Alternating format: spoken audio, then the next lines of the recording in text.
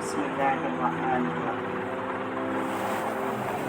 حضرت عثمان رضی اللہ عنہ فرماتے ہیں کہ میں نے رسول اللہ صلی اللہ علیہ وسلم کو یہ ارشاد فرماتے ہوئے سنا، جو مسلمان بھی فرض نماز کا وقت آنے پر اس کے لیے اچھی طرح وضو کرتا ہے، پھر خوب خشوع کے ساتھ نماز پڑھتا ہے، جس میں رکوع بھی اچھی طرح کرتا ہے،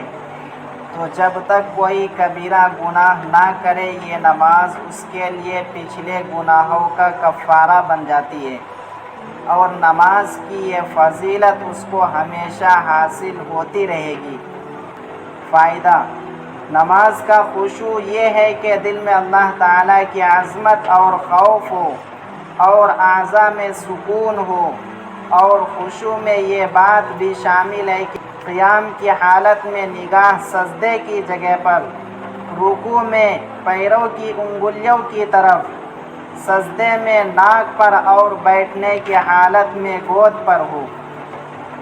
حضرت زید بن خالد جہنی رضی اللہ عنہ سے روایت ہے کہ نبی کریم صلی اللہ علیہ وسلم نے ارشاد فرمایا، جو شخص اچھی طرح وضو کرتا ہے پھر 2 رکعت اس طرح پڑھتا ہے کہ اس میں کچھ بھولتا نہیں، یعنی اللہ تعالیٰ کی طرف پوری طرح متوجہ رہتا ہے، تو اس کے پچھلے سارے گناہ معاف ہو جاتے ہیں۔ حضرت عقبہ بن عامر جہنی رضی اللہ عنہ نبی کریم صلی اللہ علیہ وسلم کا ارشاد نقل کرتے ہیں